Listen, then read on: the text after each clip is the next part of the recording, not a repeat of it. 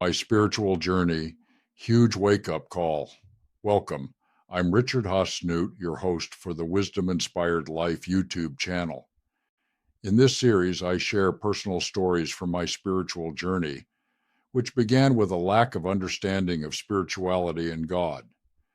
Today, spirituality is the most important aspect of my life, and I have a deep love for God. That represents quite a change. This series of video episodes covers my spiritual journey from early in life, when I still had no idea what a spiritual journey was, to 2025, when I know that I am a very spiritually advanced human.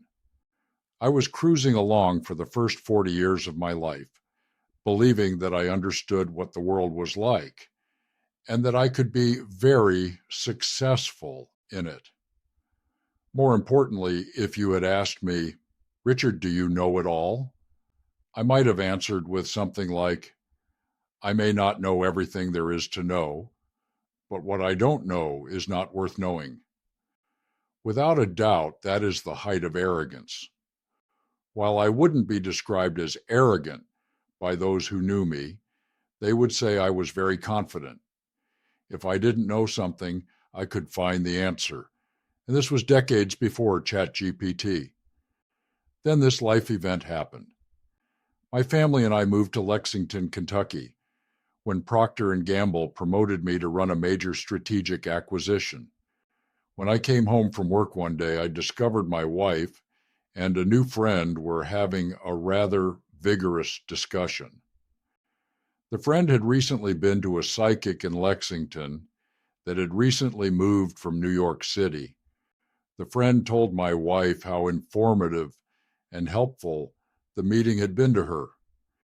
She was most impressed by the accuracy of the information provided by the psychic. When I arrived home, my wife was also excited and had made an appointment with the psychic for the next Saturday morning. I was shocked and even dismayed. This was very unlike my wife. I tried to convince her to cancel the appointment, and her friend joined in the conversation. It goes without saying that I overwhelmingly lost this debate. My next step was to invite myself along with my wife when she went to her appointment. I intended to ask questions of the psychic that would reveal that they either did not know the answers to questions or that the answers were very wrong.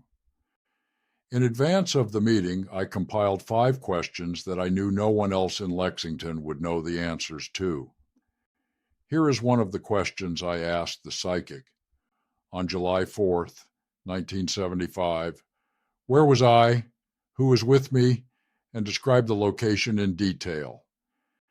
I was asking this question in the early 1980s. What follows is the psychic's answer. You were on the island of Moorea, just south of Tahiti and its capital Papeete. You were at a Club Med, staying in an A-frame thatched building next to the lagoon. Your wife Patricia was with you. A major celebration of the American bicentennial was held on this French island. I was shocked and amazed by the 100% accuracy of the answer that could never have been guessed. I asked 4 other questions that were all very accurately answered. I was left without answers about how this could have happened. Frankly, I might have gone into denial that the experience happened, but I had a recording of every word from the meeting. There was no denying what had just happened. I remember saying to myself, so you think you know it all. How do you explain this? It wasn't until over 5 years later that I began to develop an understanding. At that time, Shirley MacLaine was quite popular, and in her books, she revealed how she communicated with non-earthly sources. As I progressed spiritually over the next few decades, I greatly deepened my understanding of what was happening. I eventually established a very long-term relationship with Jose Stevens, who can understand similar things and so much more. As I progressed spiritually, I increasingly understood the sources that could provide information and perspective, which contributed to major improvements in my life. In future episodes, I will revisit this topic in different ways. I hope this has been helpful to you. Thank you very much for listening, and I look forward to reconnecting with you soon.